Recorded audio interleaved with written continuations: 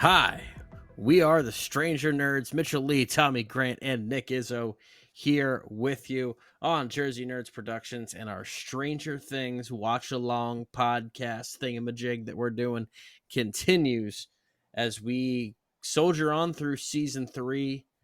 We're at the third episode now, The Case of the Missing Lifeguard. Guys, good to be back with you after last week. How the hell you doing? Let's talk some Stranger Things. We're doing pretty good. We definitely missed you last week. I know we had a lot of discussions about what the magical code that Robin and Dustin and Steve are trying to figure out. Connor is very far off the bat, but I was definitely asking him because I was curious to where his brain was going. But I know we definitely figure out the code in this episode, I believe, or next episode. I'm not sure. But we find out some more about this episode. I know this is definitely more of a filler episode. I know we started talking about it a little before we started recording, but Izzo, what were your thoughts on this episode? Yeah, I did kind of say the word bored before. I Which hate you to have said before. I hate to say that because I wasn't bored by it the entire time, but I think just parts of it were just come on, can this just get on with already? I don't know. It just I guess maybe slow. Maybe slow would be a better word. That's I kind of think how it that's felt. fair. Yeah. I'll take filler of season 3 over filler of season 2 any day, though. And I as mean, much as we're this might Correct. feel like a filler, it really wasn't because we are progressing all of the story arcs at the same time. And the best way I could describe this episode was it was like an investigation episode because every single group was kind of doing their own little mini investigation because you have Max and 11 investigating the whole obviously missing lifeguard, hence the episode title. You've got Steve, Dustin, and Robin investigating the Russian code. You've got Hopper and Joyce investigating the lab. And then you have Mike and Lucas investigating the mystery of the female species, according to Mike. And then you have Jonathan and Nancy investigating the rat problem. So everybody was doing their own little mini investigation in this episode, and nobody was kind of working together to help put the pieces together. I think that's why it kind of got boring because it was just like everybody was off doing their own thing. Nothing major was happening over arc season wise, but I think there's a lot of little mini story arcs kind of building up at this point. well, and I don't want to exclude you from this conversation, Tommy. Of course, you can chime in, but I know Nick has been very much at the forefront of. Actually, no, Tommy, you're in this as well, as far as there are certain actors and certain characters who kind of go up and down. Mm-hmm. And we're going to start to see some characters really rise and some actors rise to the occasion and other actors kind of fade out or just not really be quite as good. And it's not just restricted to Noah Schnapp, but I know that Nick has been very adamant about certain characters acting stupid, particularly with Nancy in the last season. And I'm kind of there with a lot of the Yeah. kids, Yeah. especially Mike, 11, and to a lesser extent Max, but that group is just not interesting to me at all right now. That's not where the action is, and those actors, And I think in I'm this not as season, invested in this particular season at the moment. well, this season is also because we're getting a lot more of the, puberty kicking in. You're getting a lot of the teenage romance and teenage angst kind of kicking in. And that, that's kind of the same thing for me as well. It's like, it's not something interesting I need to watch. We all went through that in high school. We've escaped that. We don't need to go back to it and watch a bunch of teenagers act about how to be a new teenager. Especially Mike. Mike, I think, is definitely the weakest point. I really hate his character this season. I've said it multiple times. It's nothing against him as an actor, but I mean, I think he does a great job at being a fucking asshole, angsty young teenager. But it's just I hate his character. Yeah, I think a lot of it has to do with how his character's written. Finn Wolfhard as an actor. I don't like quite as much this season as the first two, but I think in this season particularly, it's not really on him. He's given some not so great material to work with, and the whole Max, 11, Mike, it just this episode in particular, I just didn't really like being with any of them. Maybe not so much Max. Let me exclude her from that. But Mike and 11, I think, really just not interested. Yeah, that's fair.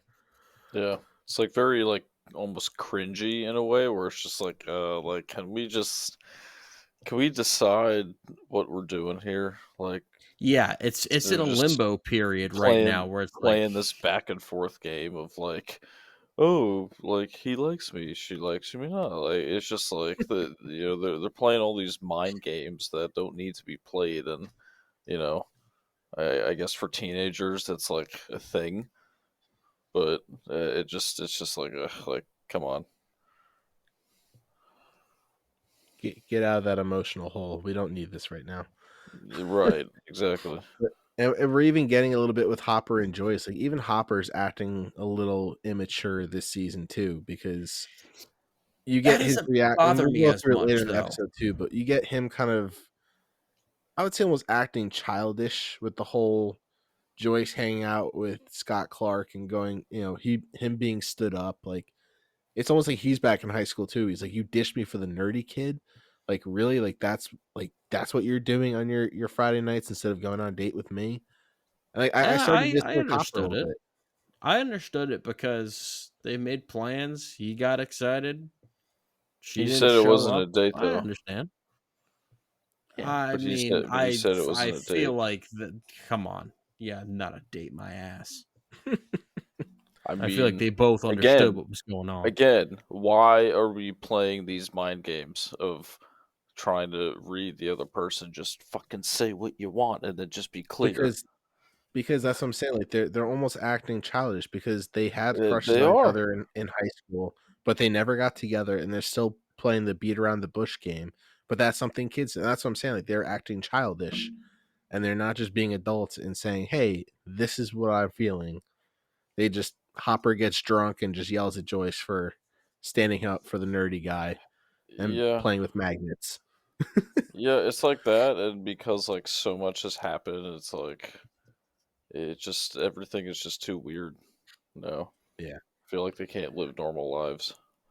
I'll say that I kept mentioning Max and then kind of retracting it because I kind of grouped 11 and Max together. But at the same time, Max has that connection to Billy and trying to Mhm. figure out what Billy has going on. And that was a lot more interesting to me in this Yeah. episode. So, I mean, with that, do you want to dive in and start talking about the wonderful Max 11 bonding episode we Let's go had? for it. Yeah. Something Um, like that. Sure. because I mean, just with what you're saying, we started off the episode with 11 and Max having a little sleepover, and they're reading comic books, dancing to Madonna, looking at, girly magazines. Max teaches 11 about Ralph Macchio, the sweetheart of the 80s, I guess, for I guess most teenage girls apparently. And then they start talking about kissing and is Mike a good kisser and all that kind of stuff. And they have the great idea of the best superpower ever of, hey, we could just spy on them and see what they're doing right now.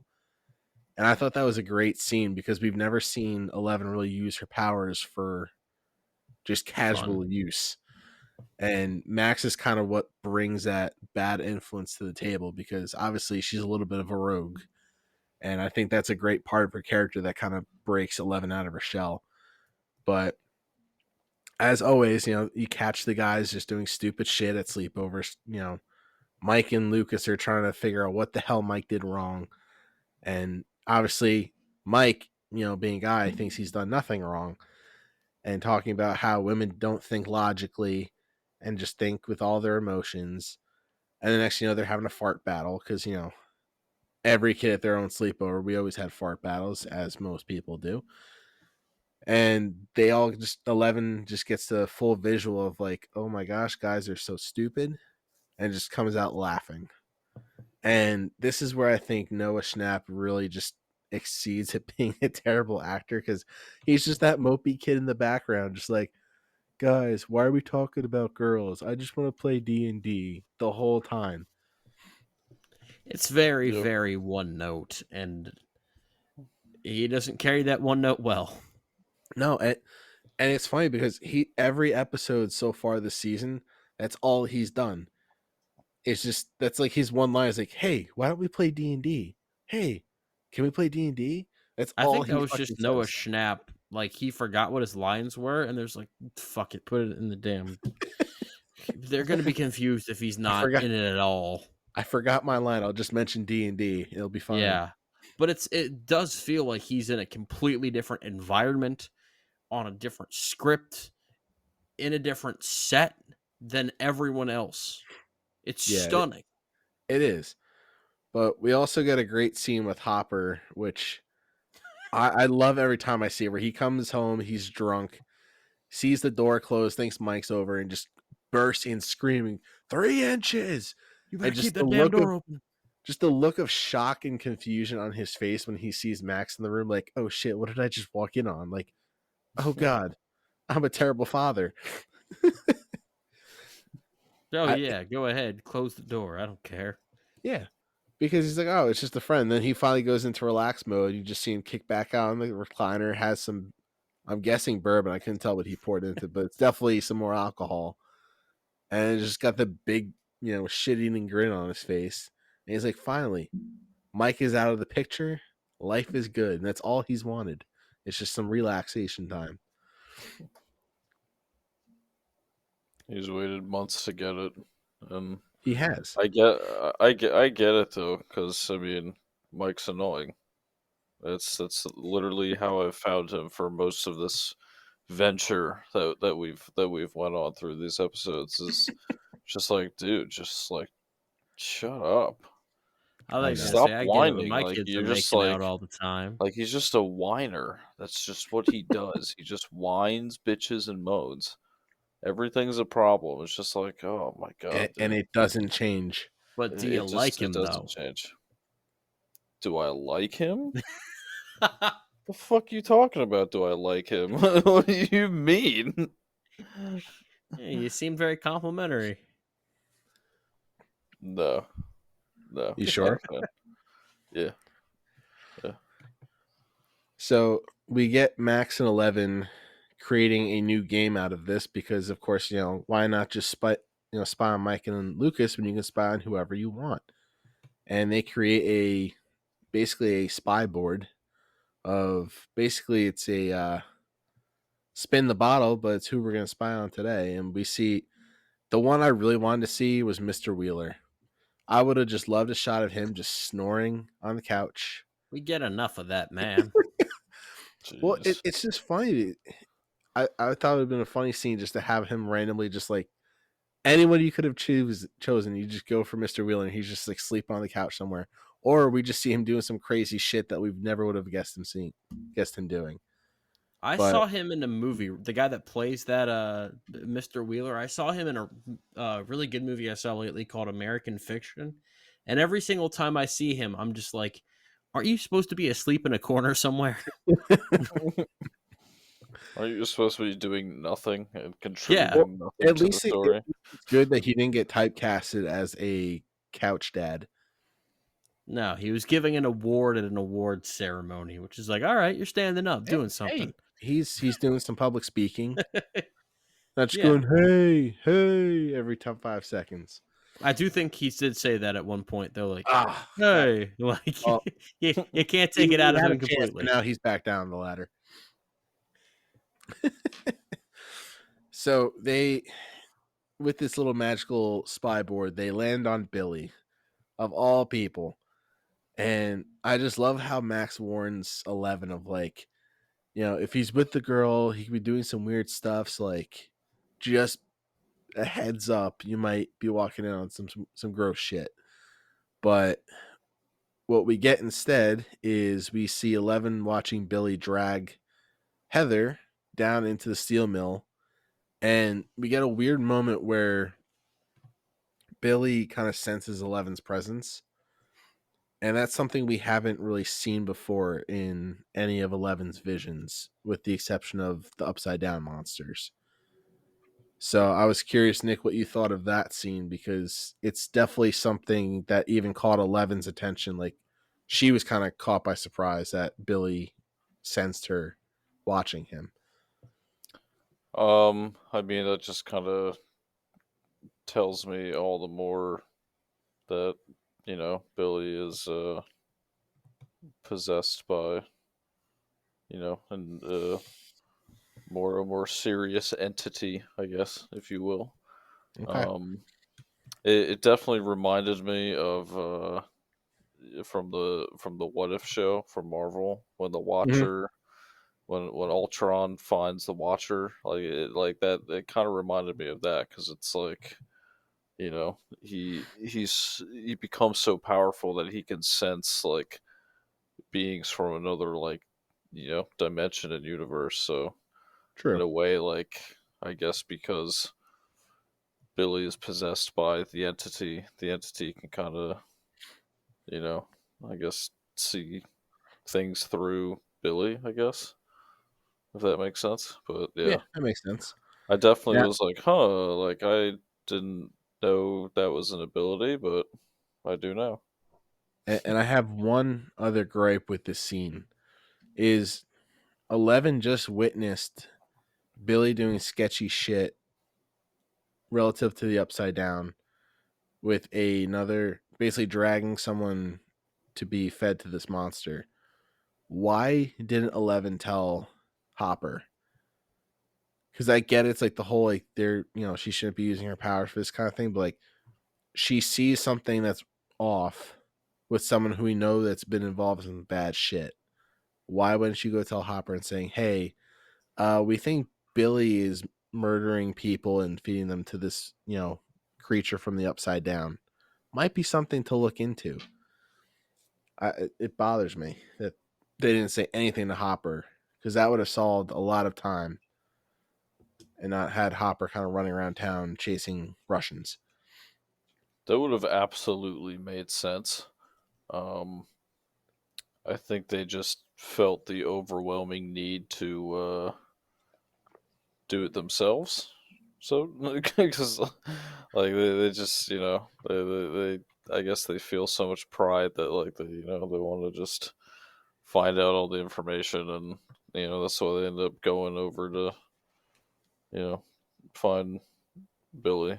I'm not gonna get into all that now, but Well, I yeah. mean, we're gonna go right to it now, because Oh, okay. that is what happens next. Is they Yeah. decide to go on their own little mini investigation adventure, and even if they didn't tell Hopper then, when they're in Billy's room and they find, the bags of ice in the tub, and then the lifeguard bag and whistle that had blood pretty much all over it, like, those are pretty big indicators of, like, all right, something's not right. There's probably someone who's been murdered. We should probably look into this and not just handle it ourselves. No, y'all But got it. Just take care of I yourself. mean, I it still bothers me. It's just like, you have Hopper who literally, like, it's not like it's a secret. It's not like they're like breaking anything crazy to Hopper. Like, But this should be Hopper's not cool, yo. Hopper is cool. Hopper's Hopper's not cool with the kids. He doesn't let them make out. That's not cool. Not anymore. Cool people let you make out. Oh, okay. Yeah. But in the next scene is they go to the pool and they talk to the lifeguards, and Who they're don't just give a fuck. who don't give a. That's very accurate though for just summer jobs, because Yeah. as a former, summer club lifeguard, the thunderstorms were what saved our day.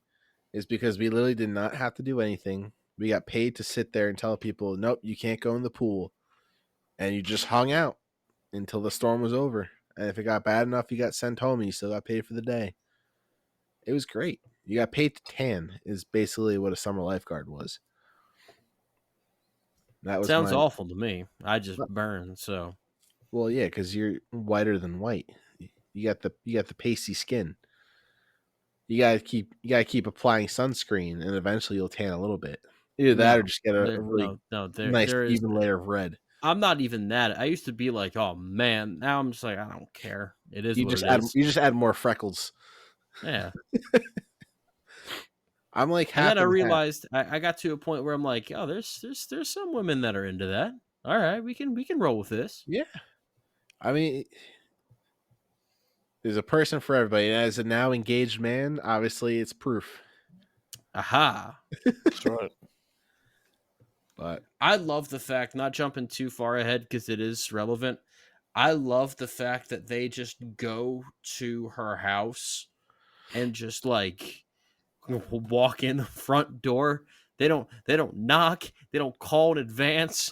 Yep. They just walk Yep. right in, oh, completely we uninvited. will get to that It- in literally the next scene, because what leads I them to love it. going to this house is 11 basically just turns the pool showers into a little like makeshift. I don't even know what you would call it, but basically just a white noise machine so she could use her powers there. Finds this red door, which why is it in all the movies it's always a red door? It makes me There think was. of the Insidious movies. I was gonna say, there's literally a movie that came out last year called Insidious: The Red Door, and it was Oh, that was terrible. awful. Yeah, I not loved good. that franchise, but I hated that movie. It was awful. I can go either way with that franchise, but that was the worst one. Nick, have you ever seen this? I know you don't like horror movies, but have you ever seen those? Nope. Okay. You're not Nope. missing anything, especially after the second one. First two are good. Oh, the first two are Third the only ones that are good. After that, it First gets two are shitty. good. The third one is fine, and then the last two are skip. Yeah. But Okay. anyway, we digress there. But we get 11 seeing Heather under the tub of ice screaming, "Help me." And then 11 gets dragged down too. That was another thing that kind of was a little trippy with this. We've never seen 11 get physically attacked in the Upside Down. So, like, is this an evolution of the monster? Is it a new ability the monster has? Or has she just never really gotten close enough to get attacked? Because even Dr. Brenner in all those flashback scenes have always told 11, like, they can't touch you. Like, you're okay. Like, they're not going to hurt you.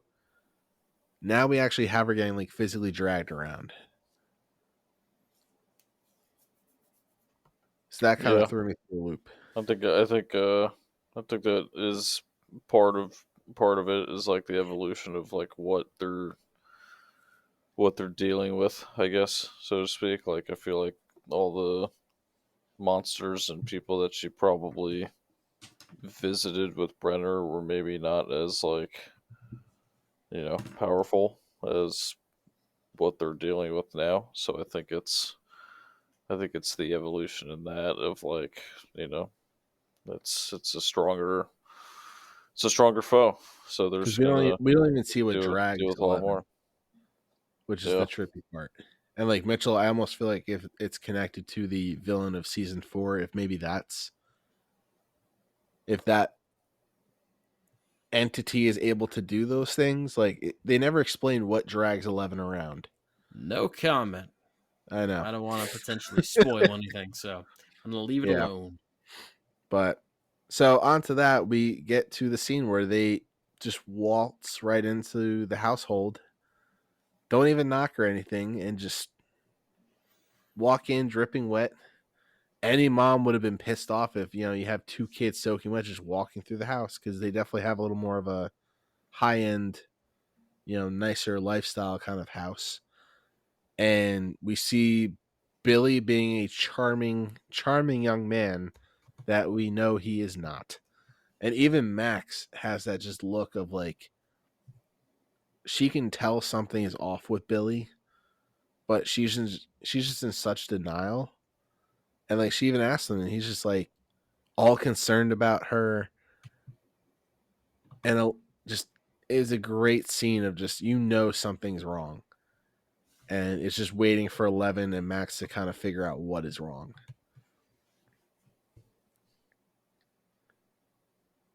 And Yeah. Nick, what did you think was actually happening before we get to what actually happens? Like, when you were watching, it's like what did you think was going to play out at this point? Because In that scene. in that scene, because they definitely build up as a very awkwardly tense moment. Well, And I it's just definitely thought, like you guys touched on earlier. I definitely thought it was weird how they just walked in, and then the first thing they said when they walked in was, "Oh, we didn't mean to barge in," and it's like you fucking yes, you did. did. Like what? Like the hell you talking about? You clearly came in with a plan to just waltz right in. And the fact So that like even after they entered the house, they didn't say hello, yep, like, nothing. hey, Billy, you No, they here? just peeked around the corner and they were just like, "Oh, sorry, we like." It's just like, okay, like you guys did not plan this very well. Um, I think during it, what I thought was, I thought the parents were already taken, and then I Okay. saw after the fact, I was like, ah, okay, because they were acting just a lot more calm than I Yeah. think I than I would have in this situation. So I was like, huh, they're unnaturally calm right now. And then, Billy was acting weird, and I said, yeah, no, that's normal for what's going on. And then as soon as, as soon as Heather came out, I was like, yeah, I figured. Oh, you I mean Heather with the fresh batch of cookies, like yes, with yeah, that with the crazy face on, like, oh, crazy dude, face. Yep, absolutely. As soon as yeah. you saw the face, you were just like, yeah, she's definitely one of And like them. 11 and Max kind of cued in on that too. They're like, something's not right here. Yep. She's alive. Well, Yeah, let's get the she fuck out of here because something's not right. right, yeah. And then immediately once they leave, it's just like they go to work. Just like, yep, Yeah, I mean, that's exactly what I thought was going to happen. yep. Well, I mean, you get the wife basically passing out, and then Yeah. was it Heather? I think it was Heather that knocks her dad out with a wine bottle, and then Yep. finishes off with the chlor. I'm guessing it was chloroform or something that Yep. knocked him out. And she says the same thing to him that Billy says to her. Yes, I'm glad you noticed that Yeah. because that will play into a little bit when we learn what's finally possessing them next episode. Yeah. That'll kind of tie everything together, and make you go, "Oh, that makes more sense." Well, that's probably like, I don't know, the way that I feel like the show goes about clues and foreshadowing and stuff like that. Like it just kind of it seems like something that was one of the last things that was said to whatever entity at Yeah, whatever time. Like that's just how it feels. and we also get, before we wrap up this little story, we get a very interesting scene with Billy when he closes the door and he kind of like locks onto 11, and you see what's kind of going on. Like you see him having a flashback. Like you realize, all right, it's the monster from the end of season 2, the mind flayer, is what's possessing Billy and all these other rats and shit at this point. So Yeah, it's kind of that monster reveal of like the monster is looking through Billy's eyes and notices 11 as his basically his arch nemesis at this point. And I think it took him a minute to realize, because obviously 11 looks much different than her emo goth phase from the end of season 2. But true. the monster kind of finally cues in like, oh, this is the same thing that basically locked me out last season. Yep. And that's kind of the big reveal. Like it's the mind flayer's back, and it ties in a little bit. They don't do a big reveal, but it kind of goes back to the question I asked you last season with what happened with that little piece of the monster that left Will's body. Hmm. That's kind of what ties into how this monster is still alive. And that was like the big reveal of like, oh shit, the mind flayer is still here. Okay. So I see. with that, what? No, I was just saying. Like I see what you're saying. Gotcha.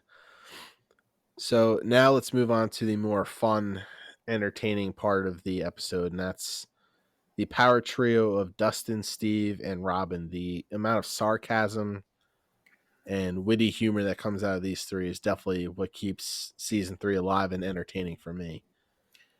There's plenty that keeps it alive and entertaining for me, but when I think about season 3, I think about Steve, Dustin, Robin, and Erica. Yep. Those are the four that I think about the most Yep. when it comes to this particular season. Although there is another subplot that we'll get to later that I actually do quite like. Um, yeah, this everything that takes place in Scoops Ahoy, Yep. 2 thumbs up for me. I love everything about this group, and I know exactly what little mini subplot you're talking about. But we open up Hey, with Robin dealing with Erica and her friends, just doing what every kid knows how to do, is just how to get more free shit. And Erica is just so like, she just does not care about anybody and just is like completely hustling Robin down for more free ice cream. And it's like, where's the I don't even know what the hell she calls him, but basically where's Steve? Because she knows she can just get more out of Steve because Steve just doesn't care. And we see Dustin and Steve on the lamest Scooby-Doo stakeout in the middle of the bushes of the mall. Like I just wanted to know what was going through their minds of like, how is this hiding? Like, you're not in any sort of casual gear. You got Steve literally in an ice cream outfit, and you're just standing behind a little bush in the middle of a very active mall.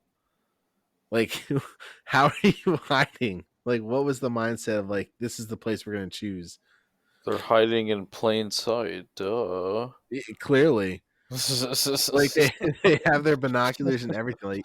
Like, honestly, they look more like perverts than they do like kids like actually trying to spy and shit. Like, they're just sitting there, just and of course, we see Steve do that too. Like, he's looking at all the kids, who's dating who's flirting with who, and you have a very interesting moment between Dustin and Steve where they always seem to manage to have bonding moments no matter what the hell is going on. And you have Dustin kind of call Steve out like, why are you worried about all the gossip? Like, you have this perfect girl right in front of you talking about Robin.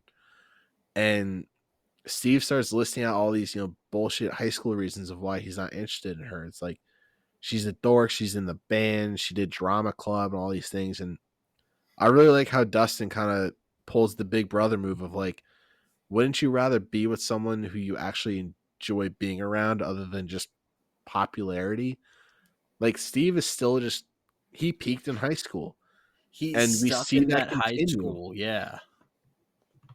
And I just like, I love that Dustin kind of called him out. Like, this kid that's like so many years younger than Steve, just like, dude, like, this is what's really important in life. And Steve just like completely not even thinking about it. He's not in the cesspool that is high school, though. No, And it's very easy to get caught up in all that and thinking that that social real estate actually means something when you're in it, when in reality, it does not. It has no value. You cannot no, transfer it. It means nothing. nope. Like, in high school, I just chose to be friends with everybody. If they were nice to me, I was nice to them. Like, I didn't really care. Like, I was never. We basically had our little band of misfits, which is where we thrived. Like, me, Nick, Connor, we were all part of the same friend group. We all had extensions of those friend groups, but like, it was just a ragtag of idiots that just always entertained each other. See, what I And did down here was a very different approach where everyone loved me and I just plowed everyone. No, I'm just kidding. That's not how it worked. Um, Nice. Proud of but you. yeah, I was kind of in the same area as you guys where I could kind of talk to anybody, but that also meant that like I wasn't like tight with anybody until like my junior or senior year. So it took yeah, me a minute. yeah. Well, I mean, you also had a much different experience because you literally had to go to a whole brand new state I and meet all moved new I, people. well, I moved in 8th grade and then I changed high schools and came across a bunch of people that I didn't know. Yeah. So it was So I mean, very you different. you had a terrible socialization experiment because it's just like you're really thrown in with It all had new its ups people. and downs. Yeah, well, I mean, Especially you being a Jets fan moving down to the South. Like, I'm sure it was hard to find Jets fans down in the South. Actually, it wasn't, because the Jets were very good at that point in time, and so there were bandwagon fans that I'd rather hang out with, like You were Patriots able to fans. rope them in. No, I don't. I don't like. I'd rather you be a Patriots fan, a Bills fan, a member of Al Qaeda than be a bandwagon Jets fan. No, no respect whatsoever. Then how did you make friends, Mitchell? I Because didn't. all you talk about is Took me a bit. football. Ah, that's all you know. I've got a secret life you don't know about. But Oh, I anyway, would love Mm. to meet that secret life, because all I speaking of knew growing secret, up with you was Jets, nothing but Jets. I mean, well, hell, sleepovers was nothing but playing Madden and I beat oh, your ass too. The you Boy always beat my Scouts. you And and Nick always destroyed me at Madden. you There's wanted to no watch Whose Line Is It Anyway until 4 in the yes. morning. Oh, And I was absolutely. like, Yeah, that's Tommy, okay can too. we just go to fucking sleep? And you're like, no, but this one's funny. And I'm like, you know what's funny? The back of my eyelids. Nah, Good night. you were Honk never shoe, honk shoe. dedicated. You always fell asleep so early. You were never dedicated to the true sleepover experience. That's very true. That's Me and very Nick, true. we would get drunk and play Halo at 3 o'clock in the morning. Turn the settings on to where you can jump really high, and we'd only have rocket launchers. See, Yep. that was college. No, that I had to That was more high wait. school and college, but yeah, sneaking down to the basement at 2 o'clock in the morning to get more alcohol out of the secret stash. A lot of fun things. Now you're just incriminating yourself. No, Us? all There's that, no bro. statute of limitations on that. Book 'em, boys. Your gentleman Jack, Nick. That wasn't your gentleman Jack. Do you not Whose remember was it? this? Whose was it? Your father's? I did. We're supposed to say that. Oh well, we'll You have to missed edit it. it out. You missed the cue Not- there. Okay. And mine. So that jazzercise guy. The jazzercise guy. I'm trying to get Nick out of any bad situations by furthering the plot of the show. It's fine. We can edit this out, Nick. Don't worry. That's okay. I'm just, I veto Well, that edit. Keep it in. Mr. Izzo, if you're listening to this, thank you. Your son's a delinquent.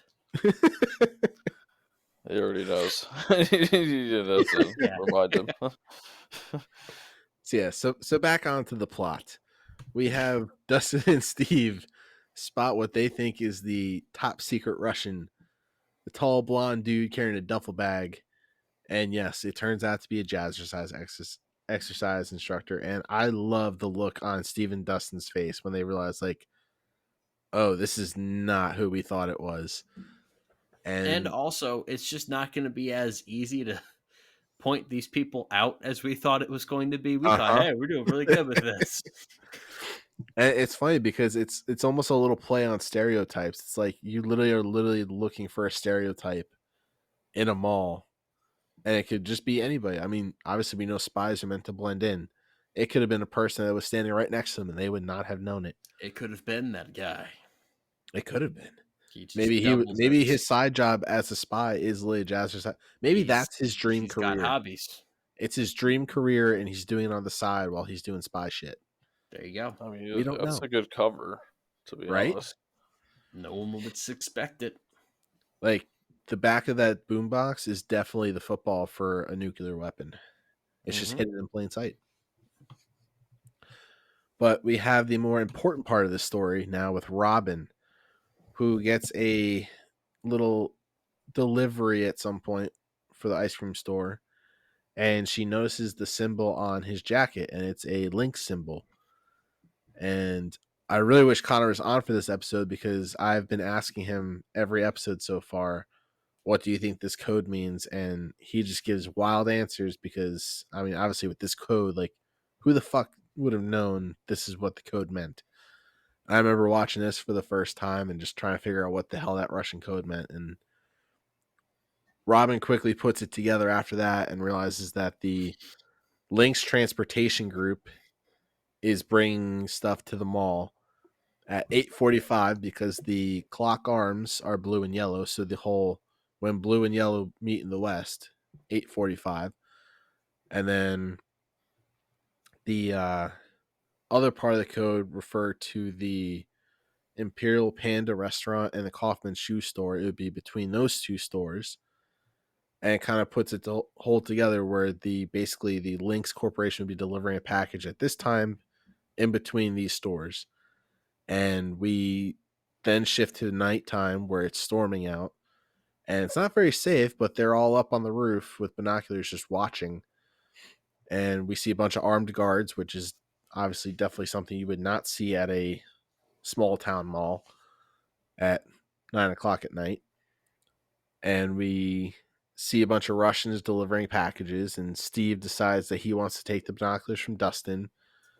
They fight over the binoculars, being the immature children they are, make a bunch of noise and alert them to the guards. And then they run and hide, and they're like, oh shit, like we just witnessed the whole handoff of goods. And we don't know what they were. All we know is they were Russian, and they were bringing them to this room. So, Nick, what do you think is going on now that we know the Russians are delivering shit to the Hawkins Mall in the middle of the night? I mean, I think it can only mean one thing, and that's hardcore mischievous activity. And Well, thank you for putting it vaguely. and I mean, it might be a stretch, but they could be. I think they're operating on the upside down somehow, some way or another. Okay. They're trying to collect data or something. You know, like I kind of touched. I forget which episode it was, but I touched on I think to like the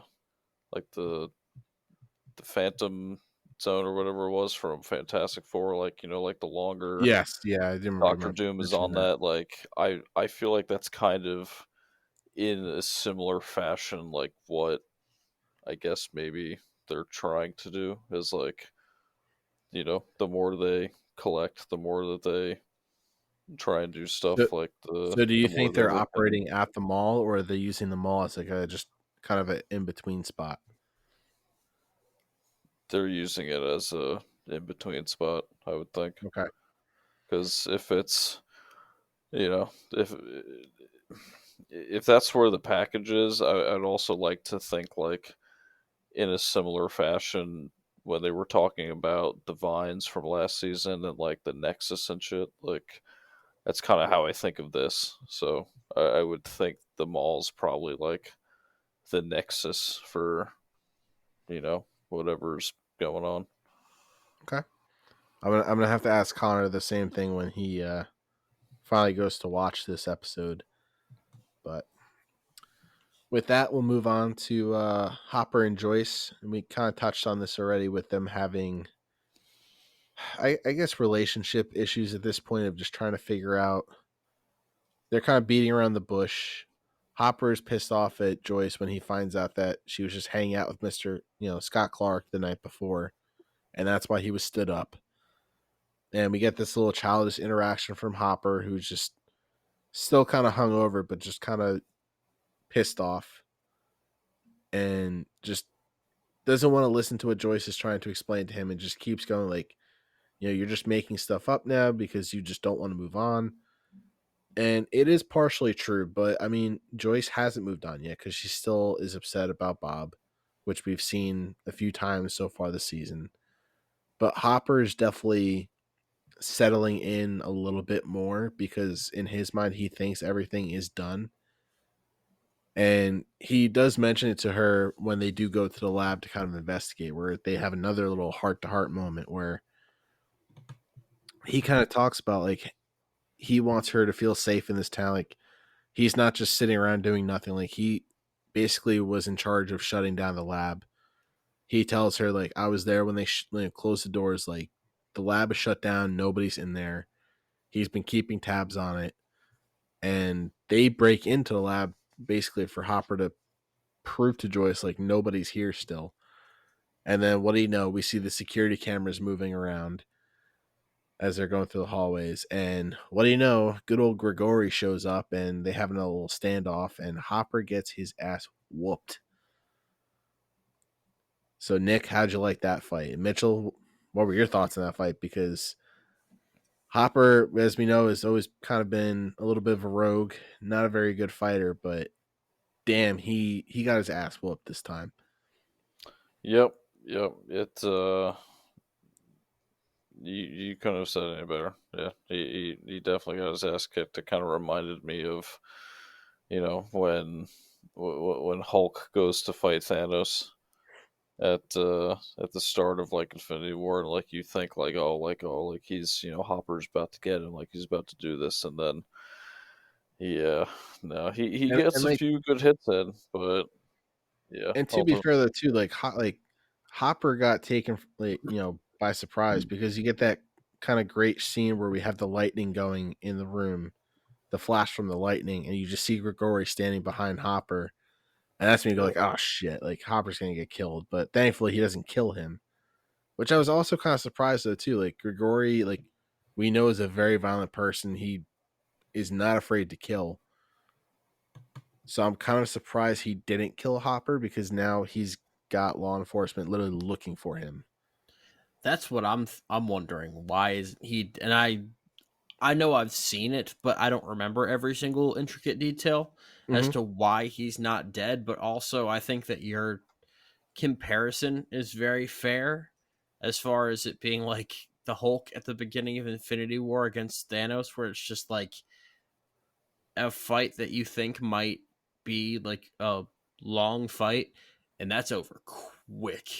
Yeah. Very It's quick. 1-2, 1-2. You're done on the floor. And not even that, like it's one, like he just did spinal punches the whole damn, like he was like Yeah, trying to cripple Hopper. Like he just went off. But like I still don't get why he didn't kill him though, because like he had the perfect spot. He's in an abandoned government facility. No one's ever gonna come check on this thing, at least for quite a few years. Like you could have easily killed him and dumped the body and been fine. But we will find that out eventually, I think, but not quite sure. But another quick thing that I actually forgot to touch on too is we also learned that Joyce is looking to sell the house, which, spoiler, not really a spoiler, but it does play in a little bit into season 4.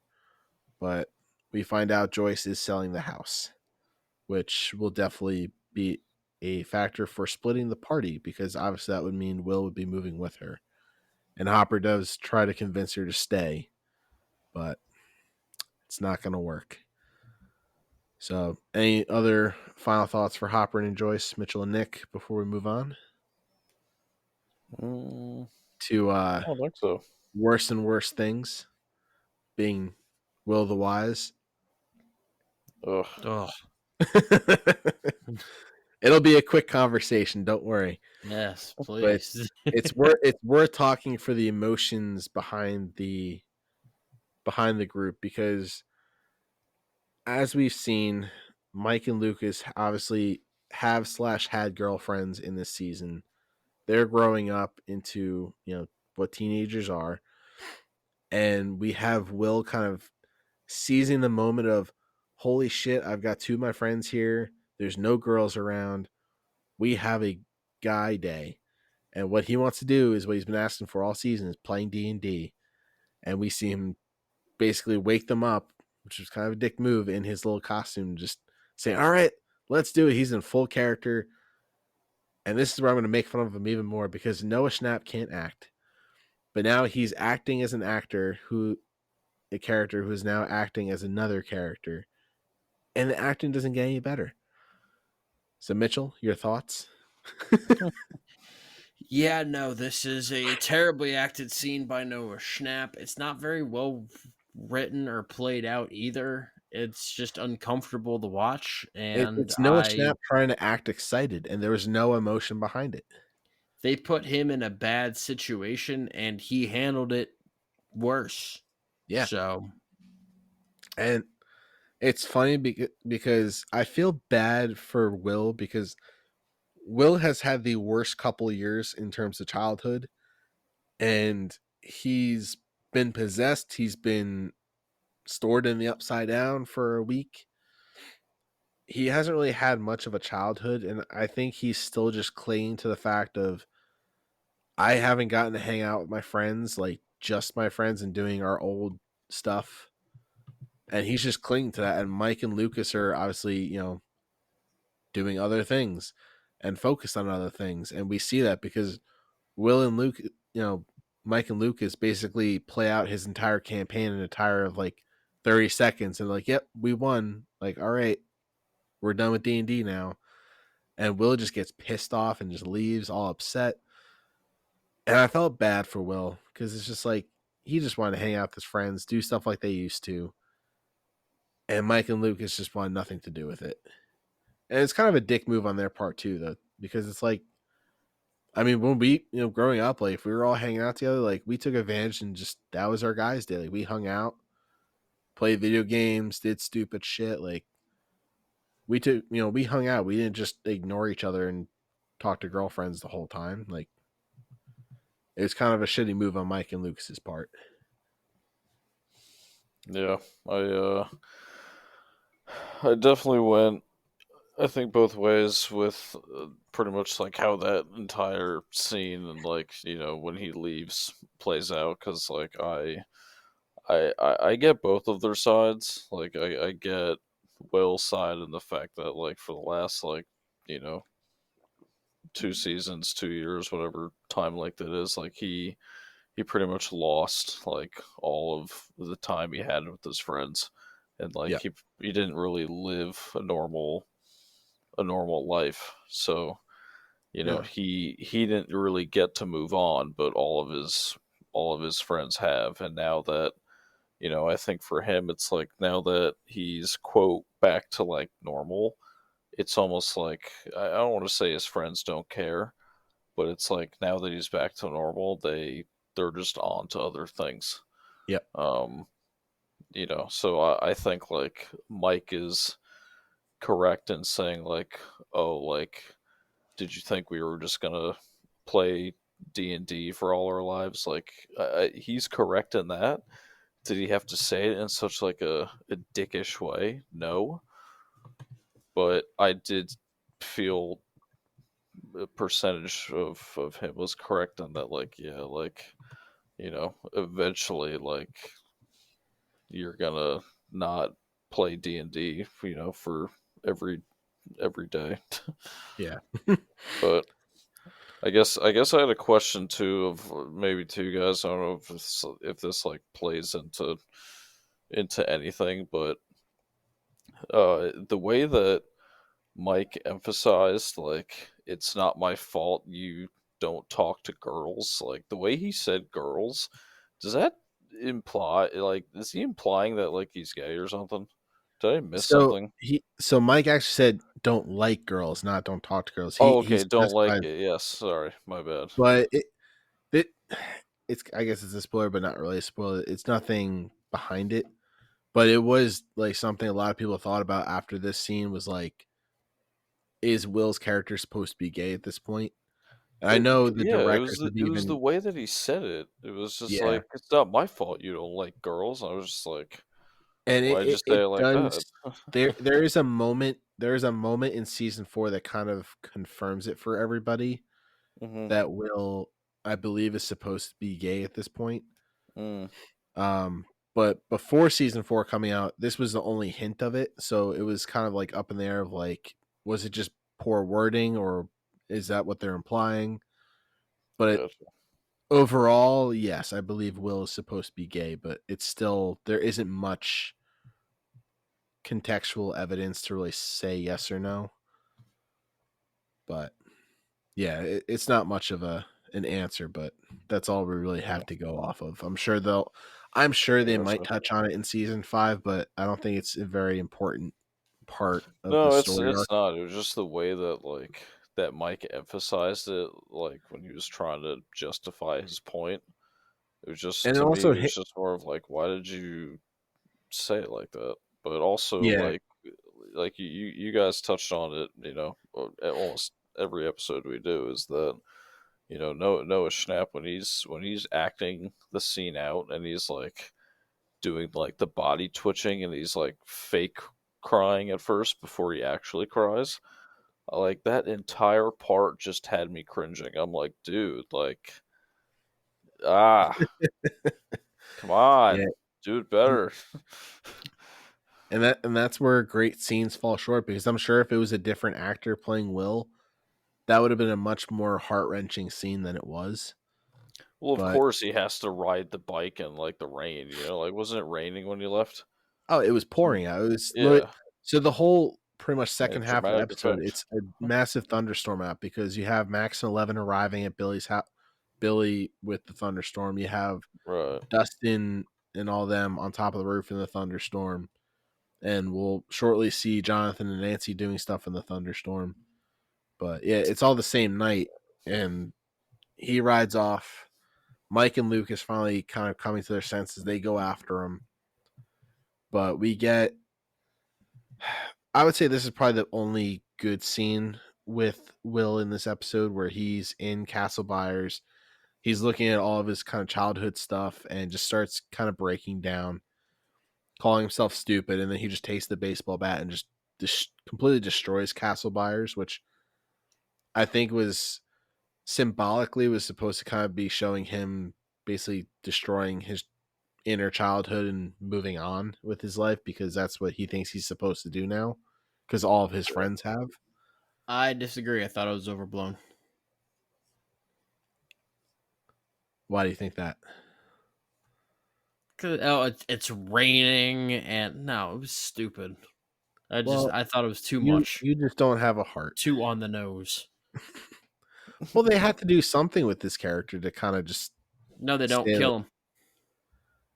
They can't. They've tried 2 seasons in a Kill him. row. It's not Kill happening. him. Well, keep going. Keep going. You can get him. I And faith Mitchell Possess in you. him, always to possess the him extreme. again. Yeah. No, you got him. Hit him with that baseball bat. You can get the job done. Always to the extreme, Mitchell.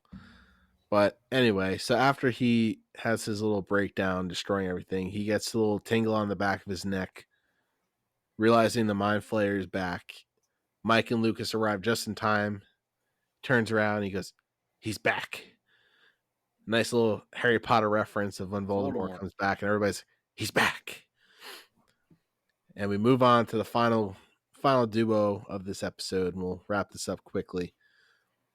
Jonathan and Nancy continue their investigation into the rats. We see Nancy attempt to pitch the story, and it gets shot down. And obviously, you can see her very upset, because they just completely disrespect her and just make fun of her and shit on the fact that she's trying to do their job, essentially. And obviously, Nancy doesn't put up with that, so she decides to go out on her own and drag Jonathan along with her. And they go back to Mrs. Driscoll's house in the thunderstorm, in the middle of the night, pulling a Max and 11 card by just going into the house. And granted, they at least knocked before just walking in, but Jonathan's trying to be the voice of reason of like, we can't do this. Nancy comes up with the bullshit reason of like, well, she's an old woman. Maybe she's hurt and needs help. And they just waltz right in. And we find Mrs. Driscoll in the basement, chowing down on some good old fertilizer.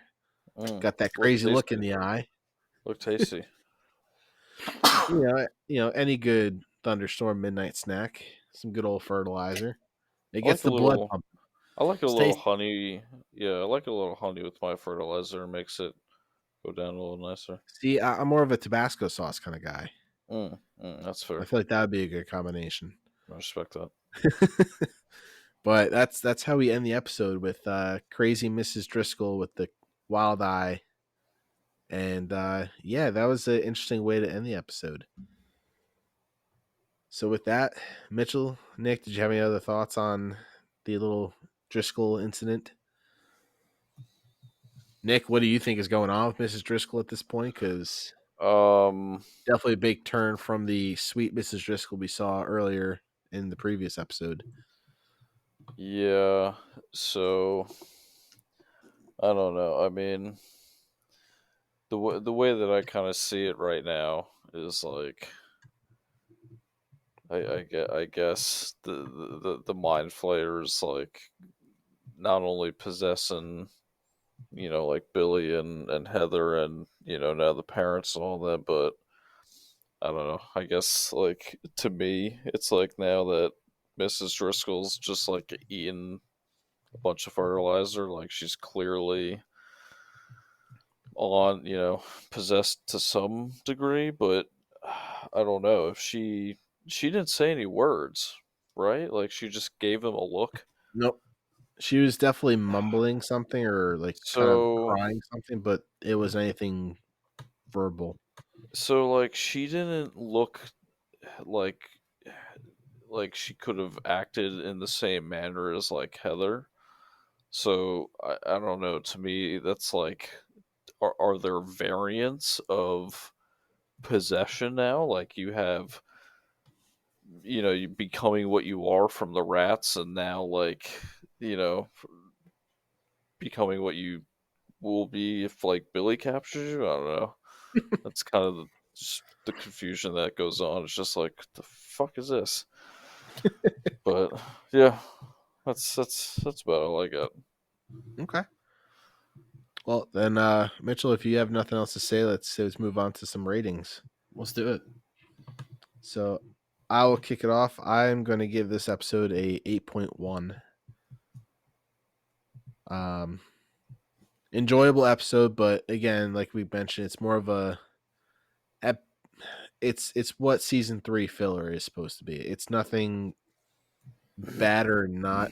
It's nothing miserable, but it's nothing super exciting, but it's definitely important because it sets up a lot of what's about to happen in the next couple episodes. So it's definitely a big filler / setup episode. So 8.1. And I'm going to go with the Mitchell rating of, I'm going to say 8.21. Okay. Um. Yeah, I find that for a lot of the episodes that we watch, that I tend to agree with most of the things that you say, Tommy. I think for this, it definitely, yeah. You mentioned filler. It's definitely not a filler, but there were parts of it that just I wanted to, I wanted it to progress like as fast as it could.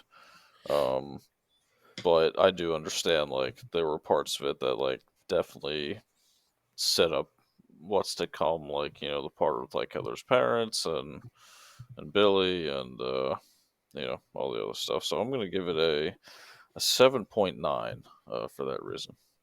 My Okay. Mitchell rating is gonna be. I'm gonna go with an 8.47. No, sorry, 8.04. My bad. Yeah. Yeah. All right. Playing close to my vest, I see. Yeah. So, Tommy, yours was an 8.1, right? Yes. Okay. As far as the guessing my grade goes, if you go over, you don't get it, right? Correct. But what Price is right happens if rules, you correct. both go over? Uh Then I then guess the we person that's closest to the number, I All think. right. no, I think we both just get fucked. I think that's just what it Because is. here's the deal. Nick, you gave it a 7.9. Tommy, you gave it an 8.1. And you guys might be happy. I'm right in the middle, and I'm at an even number. Just 8. Just What? simply What? 8. Yeah. Blasphemy. Bullshit. Absolute blasphemy. It just You I felt right to feel hold just give on. it a straight Hold up I on. 8. feel Hold on. this is betrayal to the highest degree. Oh, I so don't know now you what guys want me to give it a I nice. don't know I don't know Mitchell, what you, I'm you possibly can't gonna set do the tonight. expectations of you giving an asinine number every episode and then just in the middle of the third season go, you know what? I'm not even going to do a 2-digit I've number. done I'm this just going to give a before. 1-digit number. You can't do Season that. 1, episode 4, I gave that one a 9 straight up. And this one, I'm just giving it an 8. Look, I'm not going to manufacture some wild and crazy bullshit if I don't have that to give. You always This have it to episode, give. Don't give me that this crap. episode gave me an 8. So I give this episode an 8. It doesn't need anything more than an 8, okay? It doesn't need an 8.01 just for the shits and the giggles. It doesn't need a 7.99. It needs an 8. So that's what it gets. I'm giving this an 8. I hate you. There you go. 8, 8, 8, 8, 8. But I will say, no spoilers, but also hella spoilers. Higher grades are coming. Just saying. That's without a doubt. Higher grades are coming. And I cannot Now, wait to dive into it. We will talk to Connor once he finally watches the episode, and we'll get the ratings from him. We will obviously not tell him the ratings until then, but I believe, Izzo, you were the current winner of this week with Mitchell's bullshit 8. So with that, let's wrap this up. I feel betrayed. I mean, I don't know. I don't know if I can trust. If I can trust him anymore. You guys have come a long way from not liking when I do that to missing it when because I do we it. come So to rely on it, Mitchell. Yeah, well, we're not going to get unless Connor gives us something wild and crazy, we're going to have a much more humane number in the system for this coming episode. So congratulations, folks. But that is going to wrap things up for season 3, episode 3, The Case of the Missing Lifeguard. Next up is episode 4, The Sauna Test. And can't wait to talk to you guys about that. So thank you for listening. For Tommy Grant and Nick Izzo, I'm Mitchell Lee. Thanks for listening to Stranger Nerds here on Jersey Nerds Productions. And look forward to some fantastic episodes here to come.